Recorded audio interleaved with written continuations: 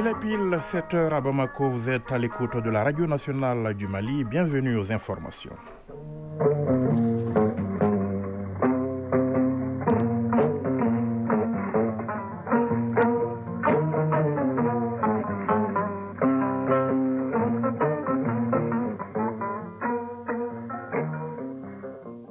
Le journal Yaya Konaté. Dans l'actualité de ce lundi 21 juillet 2025, la Charte pour la paix et la réconciliation nationale au cœur d'un atelier de restitution. Il réunit des membres de la société civile et des Maliens établis à l'étranger. L'objectif est de permettre une plus grande appropriation du document par les Maliens. Rideau ce week-end sur le forum de la diaspora malienne, nos expatriés vivant dans une soixantaine de pays y ont pris part. Une série de recommandations a été formulée. Elle vise à mettre la diaspora au cœur des priorités. Ils sont un terreau fertile à la désinformation et au discours de haine. Nous parlons ce matin des réseaux sociaux. Avantages, ils ont permis de donner la parole à tout le monde. Inconvénients, de nombreuses dérives sont constatées, surtout en matière d'utilisation de l'intelligence artificielle. L'actualité dans les autres pays membres de la Confédération AES au Burkina Faso, la plateforme de veille de la société civile dénonce des manipulations au sein de l'UEMOA, l'Union économique et monétaire ouest-africaine, pendant qu'au Niger,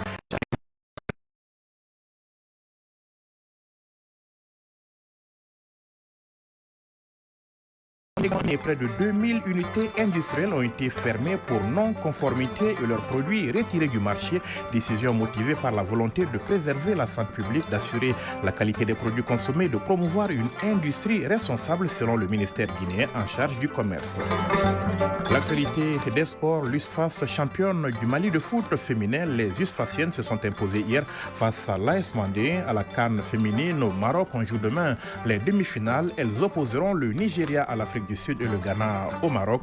L'actualité des sports, c'est également du handball avec le démarrage demain du championnat national. On en parle avec Fotigui Tunkara en fin d'édition. Mesdames, Messieurs, bonjour. Sachez pour commencer qu'une session du Conseil économique, social, environnemental et culturel s'ouvre ce matin au siège de l'institution à Koulouba, session ordinaire consacrée au renouvellement partiel du bureau. Le président du Conseil invite les conseillers de la République, les membres associés et les invités à la cérémonie d'ouverture prévue tout à l'heure à 10h, mise en place terminée à 9h30. Elle sera remise au président de la transition dans les prochaines heures. La Charte nationale pour la paix et la réconciliation fait l'objet depuis hier d'un atelier de restitution aux forces vives de la nation et aux Maliens établis à l'extérieur. Les participants sont appelés justement à se familiariser avec le contenu de ce document de référence qui devra jouer un rôle important dans la réconciliation et la cohésion nationale dans notre pays. L'ouverture des travaux était présidée par le Premier ministre, ministre de l'administration territoriale et de la décentralisation, Mamari Kone Aliou Touré. Après plusieurs mois de réflexion et d'échanges avec l'ensemble des couches de la population du Mali, le moment est venu pour la commission de rédaction du projet de charte nationale pour la paix et la réconciliation nationale de restituer les conclusions des travaux. À cet exercice de 3 jours sont conviés les forces vives de la nation, les délégués des Maliens établis à l'extérieur et les gouverneurs de région. Ousmane Issoufi Maïga, président de la commission de rédaction du projet de charte nationale pour la paix et la réconciliation nationale. Il s'agit de jeter un dernier coup d'œil sur ce travail qui restera un travail d'humain, mais conçu par des hommes et femmes avec leurs expériences de longues années dans des domaines professionnels pointus, leur patriotisme à l'appel du devoir, le fruit de leurs réflexions, ajouté au produit de contribution des forces vives, apporte sans aucun doute la lumière nécessaire pour éclairer le chemin vers une paix durable. La charte est un document de référence rédigé par une cinquantaine d'experts et est destiné à consolider la paix et à renforcer la cohésion nationale. Projet de la charte pour la paix et la réconciliation nationale conçu dans un contexte de crise multidimensionnelle et de conflits persistants. Tel que le souhaite le chef de l'État, qu'il a initié. Après avoir rappelé les péripéties qui ont amené le président de la transition à mettre fin à l'accord d'Alger, le Premier ministre a salué la démarche inclusive de la commission de rédaction avant de déclarer que l'atelier est une occasion de familiariser davantage les acteurs sociaux et institutionnels avec le contenu du projet de charte. Général de division Abdoulaye Maïga, Premier ministre, ministre de l'administration territoriale et de la décentralisation. C'est effectivement un lieu de conception de la stratégie de mobilisation pour l'appropriation et l'opérationnalisation de ces dispositions. En conséquence, nous devons œuvrer chacun et tous sans relâche pour écrire ensemble cette nouvelle page afin de rendre irréversible la nouvelle approche endogène du processus de paix basée sur les valeurs sociales et culturelles maliennes pour refonder l'État et recoudre le tissu social. À avoir comme repère l'attachement du peuple malien à son unité, à son histoire, à sa diversité et à ses valeurs socio-culturelles, je vous invite également à faire des 3 principes directeurs de l'action publique spécifiés dans l'article 34 de la Constitution de notre pays, votre boussole. Le Premier ministre a adressé ses félicitations à l'ensemble des couches de la nation pour leur participation de qualité au processus. Il a également rendu un hommage mérité à nos femmes ainsi qu'au président de la commission de rédaction du projet de charte. Au nom de son Excellence, le général d'armée Assimi Goïta, président de la transition, chef de l'État, rendre hommage à une personnalité qui a le Mali chevillé au corps. Cet homme d'État a dédié avec foi et dévouement tout son courage et toute sa santé au Mali. Il incarne l'approche nationale du processus de paix au Mali, alliant dialogue inclusif, consultation terrain, gouvernance éthique et appropriation citoyenne, homme de principe très rigoureux. Votre leadership, tout au cours de la rédaction de la charte, vise à offrir un cadre durable pour construire une paix stable fondée sur la cohésion nationale, la sécurité et un vivre ensemble aux populations maliennes. Monsieur Ousmane Issoufi Maïga, président de la Commission. J'associe à cet hommage l'ensemble de nos forces de défense et de sécurité, nos femmes qui veillent à chaque instant à l'intégrité territoriale de notre pays, à la sécurité des personnes et leurs biens. Elles préservent notre liberté et notre souveraineté. Le projet de charte nationale pour la paix et la réconciliation nationale comprend 116 articles, 16 titres et 39 chapitres. Le document final sera remis au président de la transition, chef de l'État, le général d'armée Assimi Goïta. Il est 7h07. Ils sont venus de plus de 60 pays. Grande mobilisation des Maliens de l'extérieur à l'occasion du forum de la diaspora qui s'est achevé ce week-end. L'initiative portée par le département en charge des Maliens établis à l'étranger visait à mettre en exergue le rôle que jouent nos compatriotes vivant à l'extérieur dans le développement du Mali. Plusieurs thématiques ont été débattues au cours de la rencontre qui a été sanctionnée par un certain nombre de recommandations à Région Matina. Ces cadres d'échange de 3 jours, initiés par le ministère des Maliens établis à l'extérieur et de l'intégration africaine, à la faveur de la première édition du Forum international de la diaspora, a été l'occasion de passer au peigne fin les problèmes auxquels nos compatriotes vivant à l'extérieur sont confrontés. Les 3 jours de débat autour de 7 panels et une table ronde ont été sanctionnés par des recommandations. Tangara Nema Guindo, présidente de la commission d'organisation du Forum international de la diaspora. Régionaliser le Forum international de la diaspora et favoriser les investissements croisés, notamment à l'échelle de l'AES. Prendre des mesures idoines pour restaurer la confiance de la diaspora et mobiliser son potentiel. Reconnaître la diaspora comme une entité administrative. Créer des guichets uniques dans les missions diplomatiques pour faciliter l'accueil et l'accompagnement des porteurs de projets. Créer une interdépendance économique forte pour consolider l'intégration régionale. Améliorer l'accès à l'information pour favoriser les investissements. Renforcer la coordination entre les acteurs d'accompagnement et les porteurs de projets. Sylvia Ikra, directrice régionale de l'OIM pour l'Afrique de l'Ouest. Face à cette diaspora, ce forum confirme que la diaspora malienne n'est pas en périphérie des enjeux nationaux. Elle est au centre, force d'innovation, levier de résilience, partenaire de solutions. La première édition du Forum international de la diaspora aura tenu toutes ses promesses.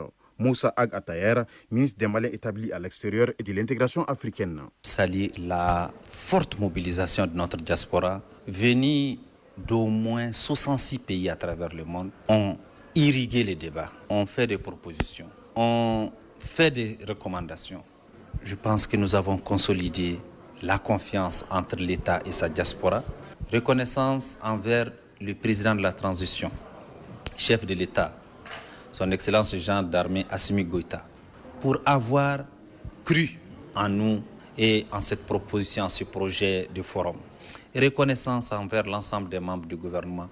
Une mention de reconnaissance spéciale au ministre de l'AIS. Plus que de la satisfaction, c'est carrément un espoir de co-construire, de co-développer entre nous, État, et notre diaspora. Lors de la cérémonie de clôture, des motions de reconnaissance et de remerciements ont été adressées, entre autres, au président de la transition, chef de l'État, pour avoir initié la tenue de ce forum, au premier ministre chef du gouvernement, au ministre des Maliens établis à l'extérieur et de l'intégration africaine, au ministre de l'espace AIS qui ont assisté au forum, au ministre modérateur, aux experts, aux participants, aux investisseurs de la diaspora et à la Commission nationale d'organisation.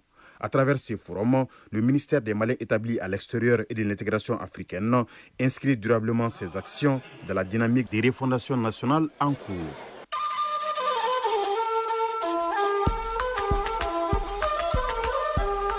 AES, actualité.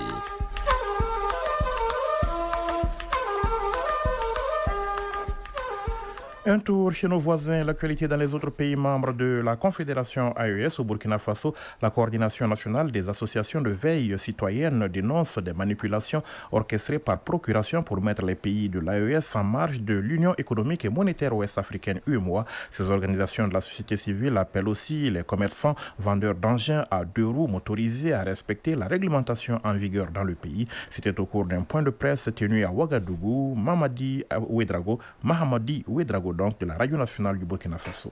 Les acteurs de la coordination nationale des associations de veille citoyenne jugent opportun le nouveau découpage administratif du territoire burkinabé. Leur porte-parole, Labidi Naba, invite le peuple à soutenir cette décision gouvernementale qui, selon lui, vise à renforcer l'efficacité de la réponse sécuritaire et à rapprocher davantage l'administration aux populations pour une meilleure prise en charge de leurs besoins. La CNAVC tire aussi son chapeau au ministère en charge du commerce dans sa lutte pour la réduction des prix des motos Burkina Faso, maman panafricaine, membre de cette coordination. Même s'ils sont fâchés actuellement quelques commerçants, moi je demande seulement leur indulgence pour dire seulement que le pays nous appartient et le pays nous interpelle. La coordination dénonce la tentative de manipulation politique de certains présidents des pays membres de l'UEMOA et de leurs complices visant à refuser la présidence de l'UEMOA au Burkina Faso. Nous dénonçons toute tentative de manipulation politique ou institutionnelle visant à mettre de côté les textes communautaires au profit de décisions arbitraires et d'intérêts individuels. Pour une UEMOA forte, juste et souveraine, respectons nos engagements. Ces acteurs appellent l'ensemble des pays membres de l'UEMOA à œuvrer avec responsabilité pour préserver l'unité et la cohésion entre les communautés dans l'espace UEMOA. Au Niger, visite du conseiller spécial du président Tchani dans la commune rurale de Hamdara, dans le département de Méria. Il s'agit notamment d'une tournée de sensibilisation des populations dans la région de Zender sur la paix, la sécurité et la cohésion sociale au Niger. Kassoum Montori de la radio nationale du Niger. Il n'y a pas de développement sans sécurité. Les populations de la région de Zander l'ont compris depuis et l'ont renforcé davantage et matérialisé à travers l'organisation des prières collectives, séances de lecture des Saint-Coran et autres al-Qunut depuis les événements du 26 juillet 2023. C'est dans ce cadre que depuis quelques mois, le conseil spécial du président de la République, chef de l'État, sillonne la région à l'étape de la commune rurale de Hamdara, l'une des 55 communes qui compte la région de Zander. Les populations étaient sorties massivement pour participer activement à cette rencontre religieuse et significative. Le conseil spécial du chef de l'État, El Hadj Mohamed Souledid Ampeti, a remercié les populations pour avoir massivement répondu à cet appel avant de situer les objectifs assignés à cette rencontre et exhorter les populations à continuer à soutenir les autorités de la refondation dans le combat patriotique pour la souveraineté de notre cher pays. Les imams des mosquées de Hamdara et les marabouts de l'association Hadankam Musulmi de Zander ont imploré à leur tour le tout-puissant Allah pour qu'il protège nos dirigeants et le peuple nigérien de tous les ennemis externes et internes. À 7h14, voyons ce qui fait l'actualité hors de l'espace AES en République démocratique du Congo après la déclaration de principe signée à Doha samedi entre le gouvernement congolais et le groupe armé AFC M23. Chacun avance sa propre lecture de certains passages du document. L'un des points les plus sensibles concerne la restauration de l'autorité de l'État. Le principe est acquis, mais pas l'interprétation. D'intenses discussions sont attendues avant de déboucher sur un accord de paix. À noter que les deux parties ont signé samedi donc une déclaration de principe comprenant un engagement pour un cessez-le-feu permanent salué comme une avancée significative pour la paix dans l'est de la République démocratique du Congo. En Guinée, 1724 unités industrielles ont été fermées pour non-conformité et leurs produits ont été retirés du marché. L'annonce a été faite en fin de semaine dernière par le ministère du Commerce, de l'Industrie et des PME via la publication d'un arrêté. Cette décision est motivée par la volonté de préserver la santé publique, d'assurer la qualité des produits consommés et de promouvoir une industrie responsable, précise l'arrêté du ministère du Commerce. Dans la liste rendue publique, on retrouve notamment un très grand nombre d'unités de production d'eau. Proche-Orient. Le décompte des victimes gazaouis s'alourdit de jour en jour dans le territoire assiégé. 93 Palestiniens ont été tués par des tirs et des bombardements israéliens, a déclaré le porte-parole de la défense civile, Mahmoud Bassal. Les victimes tentaient de récupérer de l'aide humanitaire en différents points du petit territoire. Le Programme alimentaire mondial, le PAM, a déclaré qu'un de ces convois transportant de l'aide humanitaire était rentré donc hier dans la bande de Gaza et avait rencontré dans le secteur de Zinkin immense foule de civils affamés qui ont essuyé des tirs. Le PAM a jugé totalement inacceptable toute violence contre les civils. La Russie observe l'euphorie militariste en Europe et en tient compte dans l'élaboration de ses futurs plans. La déclaration est de Dmitry Peskov, le porte-parole du Kremlin, qui a commenté hier la dynamique de réarmement enclenchée par de nombreux pays européens, à commencer par la France. Un message très clair à destination de l'Ouest, alors que les pays membres de l'Union européenne, eux ou de l'OTAN, multiplient les annonces d'investissement dans la défense. Loi de programmation militaire de 413 milliards d'euros pour la période 2024-2030 en France, doublement du budget militaire en Allemagne, réarmement massif de la Pologne, des pays baltes et de la Finlande pour le Kremlin. Ce mouvement s'inscrit dans une logique agressive. Si tous les pays européens ne sont pas encore gagnés par cette euphorie militariste, Moscou estime que la tendance est dangereuse, a insisté Dmitry Peskov. En Arabie Saoudite, la mort du prince Al-Waled bin Khaled bin Talal Al Saoud, le fils aîné du prince Khaled bin Talal Al Saoud, est décédé à Riyad,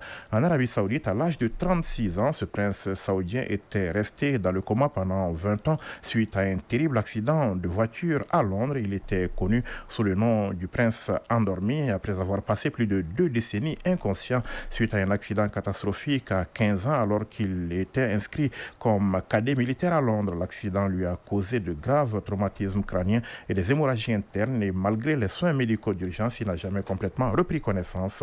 Durant ces 2 décennies, il est resté hospitalisé à la ville médicale King Abdulaziz, dépendant des appareils de survie jusqu'à son décès. Radio Mali à Bamako et environ, 92 MHz en FM pour la chaîne nationale et 95.2 MHz en FM pour la chaîne 2. Et on revient ici au Mali avec le grand format du jour qui s'intéresse aux réseaux sociaux. S'ils ont eu le mérite de donner la parole à tout le monde, ils constituent aussi un terreau fertile pour la désinformation et les discours de haine, des discours qui par moments peuvent porter atteinte à la cohésion sociale et au vivre ensemble. Pire aujourd'hui, les personnes mal intentionnées sur les réseaux sociaux peuvent ajouter une nouvelle flèche à leur arc, c'est l'usage qu'elles font de ce que l'on appelle intelligence artificielle. Bokari Koulibaly. Le footballeur le plus célèbre, Kylian Mbappé, est devenu sponsor de l'application mobile officielle qui permet aux Maliens de changer de vie et de réussir. La voix que vous venez d'entendre n'est pas celle de Nyanya Alou Traoré, journaliste à l'ORTM. Il s'agit d'une imitation générée par l'intelligence artificielle, une manipulation numérique. On parle ici de désinformation. Contenu audio, vidéo ou images modifiées, détournées de leur contexte. Objectif, tromper les internautes. Makan Fofana en a été victime. Cela fait quelques années, bien sûr, il m'est arrivé de partager un faux communiqué, bien sûr, attribué au gouvernement de la République du Mali. En réalité, j'y avais cru parce que c'était à peu près identique aux communiqués officiels du gouvernement malien. Dans un pays à faible taux d'alphabétisation et confronté à l'insécurité, la désinformation et les discours de haine se répandent sur les plateformes numériques. Résultat, la cohésion sociale est durement touchée. Mohamed Tunkara, sociologue. Les discours de haine ébranlent la cohésion sociale. Ils créent des divisions au sein de la communauté. Et quand certains groupes sont stigmatisés et déshumanisés, cela crée une situation conflictuelle et instaure un climat de méfiance. Rien qu'en début d'année, la plateforme d'État Reportol, spécialisée dans la fourniture de statistiques sur l'utilisation des réseaux sociaux et Internet, dénombrait plus de 2 millions d'utilisateurs des réseaux sociaux au Mali. Mais face au flot d'informations, comment distinguer le vrai du faux? Abdoulaye Guindo, coordinateur de la plateforme Bembere. La première chose qui permet d'identifier une fausse information, c'est lorsqu'elle n'a pas de source. Comme on le dit en matière de journalisme, toute information est une information qui a une source. Et cette source doit être vérifiable. Maintenant, sur les réseaux sociaux, vu que les gens aiment un peu tout ce qui est buzz, tout ce qui est sensation, donc à chaque fois qu'une information est relayée par plusieurs personnes, vous devez commencer à avoir des doutes. Depuis 2019, le pôle national de lutte contre la cybercriminalité mène des actions pour réguler les contenus en ligne. Adaman Koulibaly, procureur du pôle national de lutte contre la cybercriminalité. En ce qui concerne la désinformation, c'est la sensibilisation, mais à un moment donné, forcément, il faudrait qu'il y ait des poursuites et des condamnations. Et donc, comme je l'ai dit, ces condamnations peuvent aller de quelques mois à plusieurs années et ça peut aller des amendes de quelques milliers de nos francs à plusieurs dizaines, voire centaines de millions de francs CFA. Mais l'État n'est pas seul. Des ONG comme Search for Common Ground s'investissent dans la lutte contre la désinformation à travers des campagnes communautaires. Ibrahim Ag Ahmadou, responsable média à Search for Common Ground. On a deux approches principales.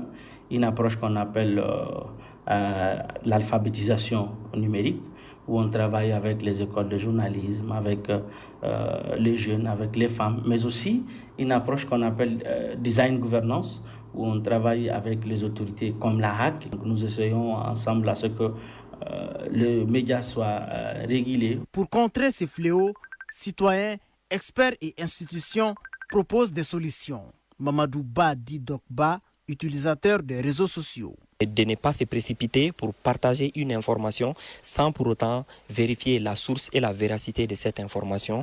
Mohamed Tunkara, sociologue. Il faut aussi mettre l'accent sur l'éducation aux médias. Autrement dit, apprendre aux individus à identifier les sources fiables. Makan Fofana, utilisateur des réseaux sociaux. Il faut aussi une sensibilisation, beaucoup plus de sensibilisation dans nos langues nationales. Parce que ceux qui sont beaucoup plus touchés et ceux qui partagent beaucoup plus ces informations sont des gens qui n'ont pas été à l'école. Ibrahim Ag Ahmadou, responsable média à Search for Common Ground. Nos autorités doivent comprendre qu'ils ont le pouvoir de s'attaquer à Meta, par exemple Facebook. C'est-à-dire de ne pas les fermer, mais de les poursuivre. On n'a pas envie de scroller, par exemple, sur Facebook et de tomber sur de mauvaises informations. Ils doivent contrôler ça, ils ont le pouvoir de contrôler ça. La désinformation et les discours de haine ne sont pas des simples propos. Ce sont des armes qui brisent des vies. Face à ces dangers, une prise de conscience collective s'impose pour une utilisation plus responsable des médias sociaux.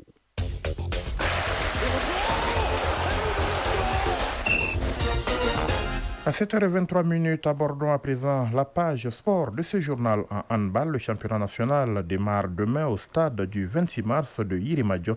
En foot, le tournoi de montée en Ligue 1, la première journée du groupe B se joue également demain, tout comme les demi-finales de la CAN féminine au Maroc. Mais commençons par le championnat national de foot féminin. L'USFAS décroche le trophée en s'imposant hier face à l'AS Mandé. Le résumé de l'actualité sportive, c'est avec Fotigui Tunkara.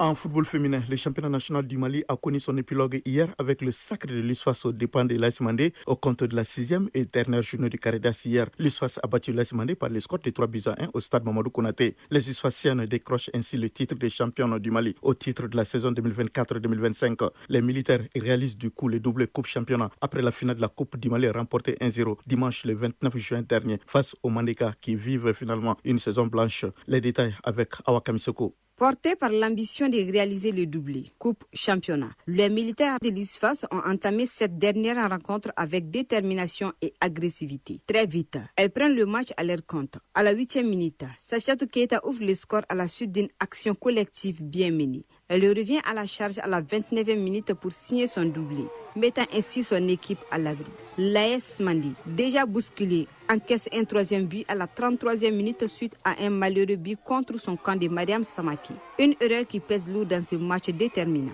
Orienta Yansogre donne un mince espoir à son équipe en réduisant la marque à la 36e minute, 3-1. Au retour des vestiaires, l'intensité baisse légèrement, mais le suspense demeure. L'AS Mandé tente de revenir dans la partie, se procura quelques occasions. Mais la défense de l'USFAS reste solide, bien organisée et disciplinée. Aucun autre but ne sera marqué jusqu'au coup de sifflet final. Score final 3-1. Les militaires remportent le championnat national et s'offrent un doublé historique, Coupe Championnat. Ce triomphe vient couronner une saison exceptionnelle pour les USFASiennes. L'USFAS se tourne désormais vers la phase éliminatoire de la Ligue des champions féminines de la CAF. L'ambition est claire, accéder à la phase de poule et représenter fièrement le Mali sur la scène continentale. CAN féminine Maroc 2024, l'affiche de la finale sera connue demain mardi au terme du Caridas. En première demi-finale, le Nigeria affrontera l'Afrique du Sud à 16h au stade Larbi Zaouli de Casablanca. Cette confrontation entre le Nigeria, pays le plus capé de la compétition avec 9 trophées, et l'Afrique du Sud, pays tenant du titre, est une finale avant la lettre. La deuxième demi-finale mettra aux prises le Maroc et le Ghana à 19h au stade olympique de Rabat. Là aussi, la rencontre ne manquera pas de piquant entre une équipe marocaine qui entend atteindre la finale pour la deuxième fois d'affilée et une équipe ghanéenne qui veut redorer son blason. Tournoi de montée en Ligue 1, le groupe B entre en scène demain mardi. Au programme de cette première journée, l'AS Kaye jouera contre Sony AC de Gao au stade Ouezin Koulibaly à 16h. Au même moment, au stade Mamadou Konaté, les FC Malkoura de Koulikoro affrontera l'AS Douane de Sigasso. Au compte de la première journée du groupe A samedi, Derby Academy de Bamako a battu LUDFC de Kidal 5-0. ATS de Koro a dominé Tombouctou FC 7-1. Les FC Balazan de Sékou étaient exemptés lors de cette première journée. Championnat national de handball, l'édition 2025 commence demain mardi. Toutes les rencontres se joueront au stade du 26 mars de Rimadio, dans la salle Abdallah Maman. Pour cette édition, la fédération a constitué 2 poules pour les hommes et une poule unique pour les femmes. Pour plus de détails, écoutons le président de la fédération, le commissaire-colonel Cheikh Mamadou Chérif Tounkara, s'exprime au micro de Femmes Roujourté. On va pérenniser ce qu'on a commencé. Il s'agit de bien héberger les gens, bien les restaurer, et corriger les imperfections. Ça se joue dans une salle. La pluie n'empêche pas, le soleil n'empêche pas. Donc c'est très bien et nous remercions nos autorités qui ont mis tout en œuvre pour mettre les stades aux normes et mettre à la disposition des sportifs maliens et particulièrement du handball. Le message est demandé au public sportif de sortir massivement, d'aller supporter les régions. Toutes les régions où se trouvent les ligues de handball seront là. Ce championnat national 2025 de handball se poursuivra jusqu'au 9 août prochain. Voilà, merci Fotigui. La sagesse populaire nous enseigne que même si le poussin est orphelin, il doit savoir que l'épervier n'est pas son oncle. Même si le poussin est orphelin, il doit savoir que l'épervier n'est pas son oncle. Un proverbe qui rejoint cet autre qui nous dit qu'à trop vouloir confier sa tête, on peut se livrer justement à celui qui va nous fracasser le crâne. Attention donc à ne pas faire confiance à tout le monde. Le rappel du sommaire de ce journal dans un instant. La charte pour la paix et la réconciliation nationale au cœur d'un atelier de restitution, il réunit des membres de la société civile et des Maliens établis à l'extérieur. L'objectif est de permettre une plus grande appropriation du document par les Maliens. Rideau ce week-end sur le forum de la diaspora malienne, nos expatriés vivant dans une 60aine de pays y ont pris part. Une série de recommandations a été formulée. Elle vise à remettre la diaspora au cœur des priorités. Ils sont un terreau fertile à la désinformation et au discours de haine. Nous parlons ce matin des réseaux sociaux sociaux. Avantages, ils ont permis de donner la parole à tout le monde. Inconvénients, de nombreuses dérives sont constatées, surtout en matière d'utilisation de l'intelligence artificielle. L'actualité dans les autres pays membres de la Confédération AES, au Burkina Faso, la plateforme de veille citoyenne de la société civile dénonce des manipulations au sein de l'UEMOA, l'Union économique et monétaire ouest-africaine, pendant qu'au Niger, un conseiller spécial du président Tchani est en mission de sensibilisation pour la paix et la cohésion nationale. Dans l'actualité également, la Guinée, près de 2000 unités industrielles ont été fermées pour non-conformité et leurs produits retirés du marché, décision motivée par la volonté de préserver la santé publique, d'assurer la qualité des produits consommés, de promouvoir une industrie responsable selon le ministère guinéen en charge du commerce. Et puis l'actualité des sports, l'USFAS championne du Mali de foot féminin. Les USFASiennes se sont imposées hier face à l'AS Mandé à la CAN féminine au Maroc. On joue demain les demi-finales. Elles opposeront le Nigeria à l'Afrique du Sud, le Maroc au Ghana. L'actualité des sports, c'est également du handball avec le démarrage prévu demain du championnat national. Il est 7h passées de 29 minutes dans ce studio. C'est la fin de ce journal. Vous avez été servi ce matin par Aliou Koulibaly à la mise en onde, Mohamed Koulibaly à la mise en ligne, présentation Yaya Konaté, réalisation, coordination Ousmane Dao. À suivre les infos météo qui seront suivies donc de la rubrique des avis communiqués. Les avis communiqués, une présentation de Fatim Dambélé. Merci d'avoir été des nôtres. Passez une excellente journée. Au revoir.